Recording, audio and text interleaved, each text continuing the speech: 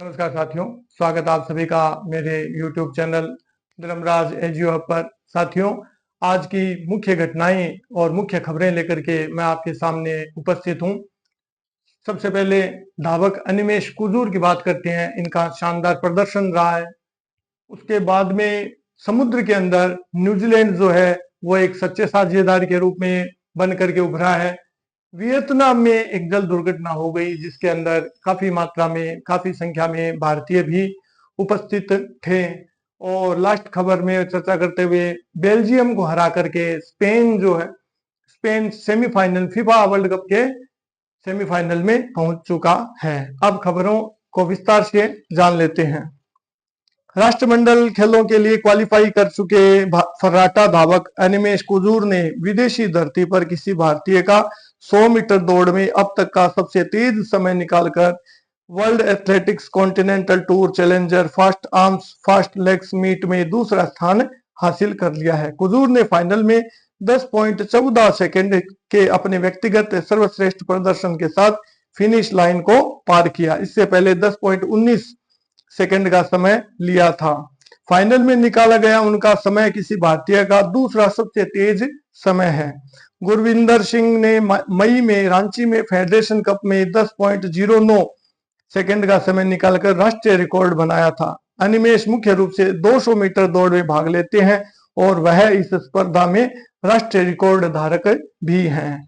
खबर में अगली चर्चा कर लेते हैं पीएम मोदी का न्यूजीलैंड दौरा और वहां पर न्यूजीलैंड के साथ में किन किन विषयों को लेकर के चर्चा हुई वो हम आपको बता देते हैं।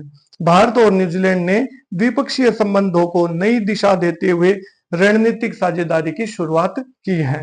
प्रधानमंत्री नरेंद्र मोदी और पीएम क्रिस्टोफर लक्सन ने रोड मैप टू 2030 भी जारी किया। इसके तहत अगले 4 वर्षों में रक्षा, व्यापार, प्रौद्योगिकी, स्वच्छ ऊर्जा, शिक्षा और क्षेत्रीय सुरक्षा समेत कई क्षेत्रों में सहयोग बढ़ाया जाएगा।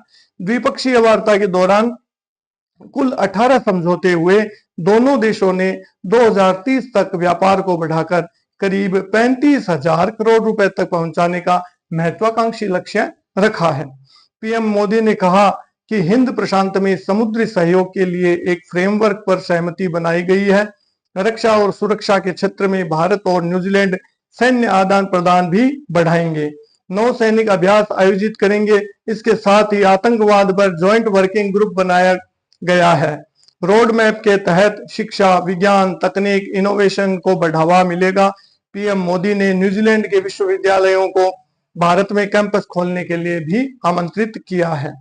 भारत और न्यूजीलैंड के संबंध एक टर्निंग पॉइंट पर है और आज भारत और न्यूजीलैंड रणनीतिक साझेदारी के सूत्र में बंध रही हैं।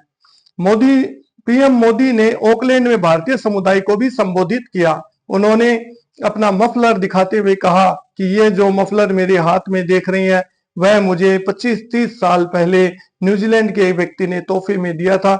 इसको मैं आज भी बहुत ध्यान से संभाल करके रखता हूं। न्यूजीलैंड के एक पत्रकार ने पूछा कि पीएम मोदी प्रेस कॉन्फ्रेंस क्यों नहीं करते। इस पर विदेश मंत्रालय के सचिव रुद्रेंद्र टंडन ने कहा कि भारतीय राजनेता मतदाताओं से सीधा संपर्क करना पसंद करते हैं और उन्हें पसंद नहीं कि कोई उन्हें बिचौलिया अथवा माध्यम की आवश्यकता रहे।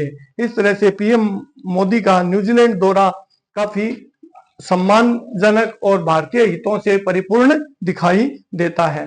अगली खबर पर चर्चा कर लेते हैं। वियतनाम में एक जल दुर्घटना हो गई है।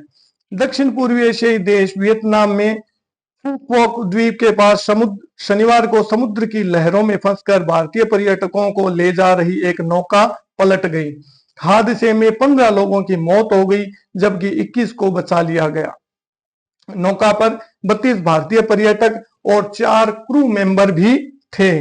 ज्यादातर सैलानी जो हैं वो आंध्र प्रदेश और तेलंगाना से बताए जाते हैं। अधिकारियों ने बताया कि नौका नाम होन में रूट आइलैंड से एनथोई पोर्ट जा रही थी।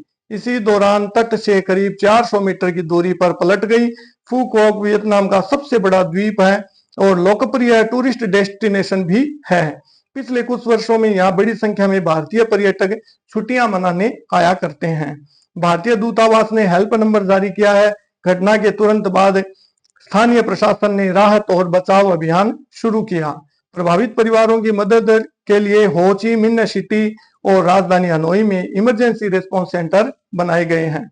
प्रधानमंत्री नरेंद्र मोदी ने हादसे पर गहरा दुख व्यक्त किया है। उन्होंने जान गंवाने वाले परिजनों के प्रति संवेदना व्यक्त करते हुए घायलों के शीघ्र स्वस्थ होने की उम्मीद जताई है। रक्षा मंत्री राजनाथ सिंह ने भी हादसे पर गहरा दुख जताया है। इस तरह से ये जो घटना है हुई तो विदेश में है, लेकिन काफी सारे भारतीय जो है वो इसमें हताहत हुए हैं। अगली खबर पर चर्चा कर लेते हैं। फीफा वर्ल्ड कप की ओर से ये खबर आ रही है।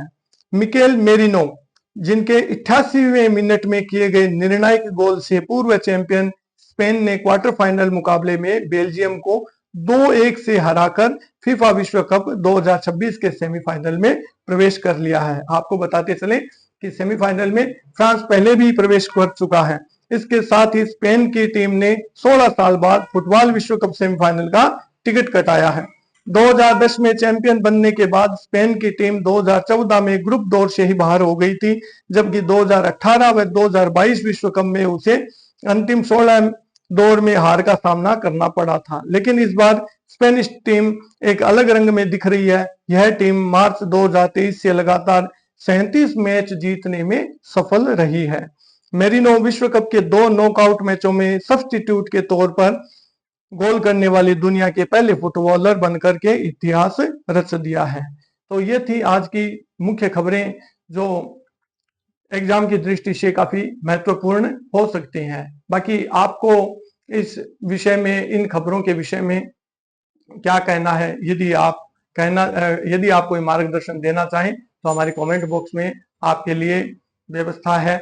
और साथ ही हमारे चैनल को लाइक करें, सब्सक्राइब करें और अपने दोस्तों, परिचितों, मित्रों के साथ इसे शेयर करना न भूलें।